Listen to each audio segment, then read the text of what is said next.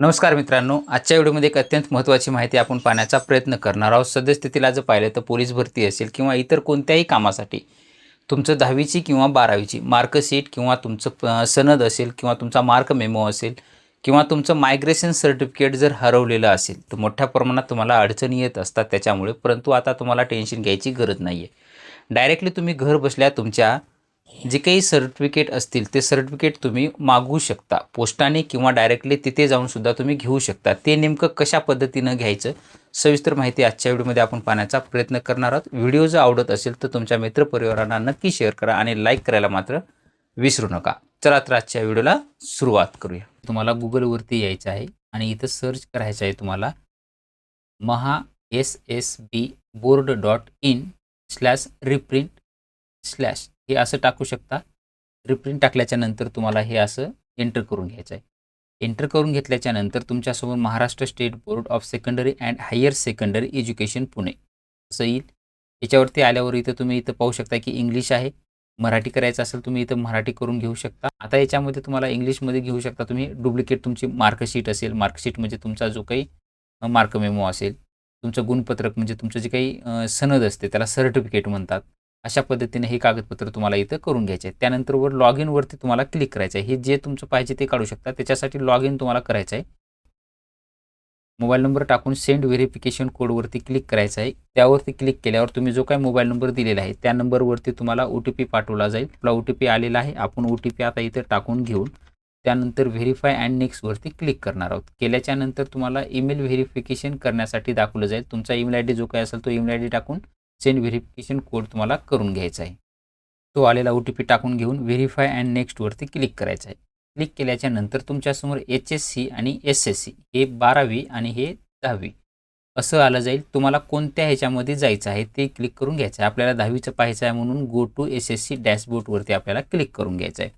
त्यावरती क्लिक केल्याच्या नंतर आता इथं तुम्हाला द्वितीय गुणपत्रक म्हणजे डुप्लिकेट मार्कशीट तुमचं, त्यानंतर मग डुप्लिकेट सर्टिफिकेट म्हणजे तुमचं प्रमाणपत्र आणि मायग्रेशन सर्टिफिकेट आणि प्रोव्हिजनल सर्टिफिकेट म्हणजे तात्पुरतं जे काही प्रमाणपत्र असतील याच्यापैकी आपल्याला जे पाहिजे ते आपण इथं अप्लाय करू शकता. इथं फिल ॲप्लिकेशन फॉर्म यावरती आपल्याला क्लिक करून पुढचं ॲप्लिकेशन करून घ्यायचं आहे. त्याच्यामध्ये आपण जर पाहिलं तर हे मार्कशीट जी आहे ते डुप्लिकेट मार्कशीट गुणपत्रक म्हणजे जे काही सनद वगैरे म्हणतो त्याच्यावरती आपल्याला क्लिक करायचं आहे. फिल आपल्याला हे पाहिजे म्हणून आपण फिल ॲप्लिकेशन फॉर्म यावरती क्लिक करतो.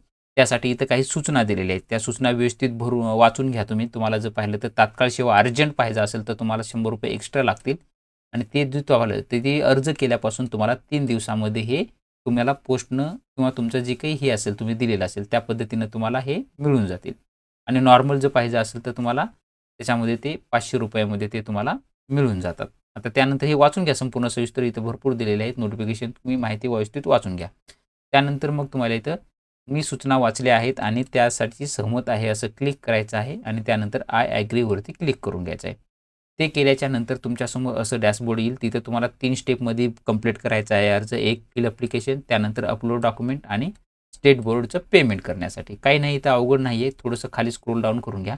इथं तुम्हाला माहिती भरून घ्यायची आहे. माहितीसाठी काय इथं तुमचं पूर्ण लावून लिहायचं आहे तुम्हाला. इथं हे कॅपिटल लेटरमध्ये पाहिजे. इथं लिहिलेले बघा, enter full name in capital letters म्हणजे तुमचं आडनाव, नाव आणि वडिलांचं नाव पूर्ण टाकून घ्यायचे. त्यानंतर आईचं नाव फक्त इथे टाकायचं आहे आणि तुमचा जो काही 10वीचा आपण 10वीचं पाहतोय म्हणून 10वीचा रोल नंबर, 12वीचा असेल तुमचं तर 12वीचा रोल नंबर तुम्हाला टाकायचा आहे आणि तुमची परीक्षा कोणत्या वर्षी झाली आणि कोणत्या महिन्यात झाली हे तुम्हाला इथं सिलेक्ट करून घ्यायचं आहे. त्यानंतर मग खाली जर पाहिलं तर तुम्हाला हे काही संपूर्ण शाळा आणि परीक्षा केंद्र तपशील ह्याची काही तुम्हाला द्यायची गरज नाही आहे कारण की हे स्टारमध्ये नाही आहे. फक्त इथं स्टारमध्ये एकच आहे तुमच्या शाळा जी काही शाळा किंवा कॉलेजचं नाव आहे ते तुम्हाला इथं टाकायचं आहे. बाकीची काही गरज नाही आहे. आणि ते खाली जर पाहिलं त्याच्यामध्ये तर तुमचा सध्या राहत असलेला पत्ता जो काही आहे तो संपूर्ण पत्ता डिटेल्समध्ये टाका कारण की तुम्हाला घेत असताना हे पत्त्यावरती किंवा तुम्ही जर पत्त्यानं घेत असाल किंवा बाय पोस्टनं तुम्हाला घ्यायचं असेल कारण की ते डिलिव्हरी प्रकारमध्ये तुम्हाला इथं बाय पोस्ट किंवा हँड म्हणजे हँड जर घेतलं तर तुम्हाला जाऊन घ्यावं लागेल आणि बाय पोस्ट केला तर हे तुमच्या पत्त्यावरती ऑटोमॅटिकली आलं जातं. आणि त्यानंतर तुमचा परीक्षेचा जिल्हा कोणता होता, परीक्षा तुमची कोण्या जिल्ह्यामध्ये झालेली होती ते टाकल्यानंतर तुमचं जे काही विभाग म्हणजे बोर्ड आहे तुमचं ते ऑटोमॅटिकली खाली आलं जातं आणि त्यानंतर नेक्स्ट स्टेप यावरती आपल्याला क्लिक करायचं आहे. ही जी काही संपूर्ण माहिती आपण पाहिलेली आहे ही आपण आता माहिती पटापटा भरून घेऊ. वरची संपूर्ण माहिती भरून घेतलेली आहे. आपल्याला जर पाहिलं तर हे पोस्टानंच घ्यायचं आहे. आपण बाय पोस्ट केलेलं आहे. आपला जे काही परीक्षेचा जिल्हा होता तो निवडला आणि नेक्स्ट स्टेपवरती क्लिक करून घेतलेला आहे. क्लिक करून घेतल्याच्या नंतर तुमच्यासमोर आता पुढची 2 जे काही डॉक्युमेंट अपलोडेड आहेत, इथं प्रतिज्ञापत्र तुम्हाला अंडरटेकिंग आहे. तो फॉर्म तुम्हाला आपला ह्या व्हिडिओच्या डिस्क्रिप्शन बॉक्समध्ये देण्यात आलेला आहे. तो कसा भरायचा ते सुद्धा सांगतो आणि तुम्हाला इथं आधार कार्ड म्हणजे तुमचं एक डिक्लेरेशन आणि आधार कार्ड असे 2 कागदपत्र तुम्हाला अपलोड करावे लागणार आहेत आणि त्यांची साईज लिमिट जर पाहिलं तर 512 KB ही असणार आहे. ओन्ली PDF मध्येच तुम्हाला हे अपलोड करायचे आहेत. म्हणजे JPG फाईल जमणार नाही. PDF मध्ये तुम्हाला हे करून घ्यायचे आहेत 512 KB पर्यंत. फाईल कमी जास्त जर करायची झाली तुम्हाला साईज तर तुम्ही Googleवरती जाऊन जे काही तुमचं JPG टू PDF करायचं असेल तर तुम्हाला अशामध्ये जाऊन सुद्धा तुम्ही इथं याच्या पद्धतीनं कोणत्याही एका ॲपमधून तुम्ही ते करून घेऊ शकता. आता आपल्या जे काही फाईल आहेत हे आपण अपलोड करून घ्यायचे आहेत, परंतु डिक्लेरेशन नेमकं काय आहे ते तुम्हाला दाखवतो. आपल्या व्हिडिओच्या डिस्क्रिप्शन बॉक्समध्ये आहे. हे प्रतिज्ञापत्र इथं देण्यात आलेले आहे. त्याच्यामधली माहिती वगैरे संपूर्ण पहा. तुमचे जे काही वय, पत्ता किंवा तुमचं नाव टाका. 12वीची मार्कशीट उपलब्ध आहे, परंतु माझ्याकडे बोर्ड सर्टिफिकेट उपलब्ध नाही. तुमचं काय असेल तर त्या पद्धतीनं हे तुमच्या व्यवस्थित तुमच्या पद्धतीने हे टाईप वगैरे करून किंवा तुमच्या पद्धतीनं लेखीमध्ये सुद्धा तुम्ही हे करून अपलोड वगैरे करू शकता आणि त्यानंतर मग तुमचं हे इथं सही आणि तुमची सही आणि दिनांक टाकून वगैरे तुम्हाला हे अंडरटेकिंग अपलोड करायचं आहे. आधार कार्ड सुद्धा असंच अपलोड करायचं आहे आणि नेक्स्ट स्टेपवरती तुम्हाला जायचं आहे. हे आपले दोन्ही अपलोड करून घेतल्याच्या नंतर नेक्स्ट स्टेपवरती आपल्याला क्लिक करायचं आहे. क्लिक केल्यानंतर तुम्ही जो काही अर्जाचा सारांश आहे तुम्हाला हे छोटंसं दाखवलं जाईल. तुमचं नाव काय पाहिजे तुम्हाला आणि इथं तुम्हाला आता इथं ₹500 पेमेंट करायचं आहे आणि तुम्हाला इथं खाली दिले मार्क ॲज अर्जंट ॲप्लिकेशन, तातडीचा अर्ज म्हणून तुम्हाला चिन्हांकित करायचं असेल तर याच्यावर जर क्लिक केला तर तुमचे ₹100 एक्स्ट्रा वाढतील, परंतु हे तुम्हाला 3 दिवसाच्या आत ही तुम्हाला अतिरिक्त म्हणजे फास्ट सर्व्हिस मिळेल. आपल्याला नॉर्मल करायचं आहे म्हणून आपल्याला हे ₹500 दिलं जातं किंवा ₹500 आपण हे कंप्लीट घेऊ शकतो. त्यानंतर मग तुम्हाला पे नाऊ यावरती क्लिक करायचं आहे.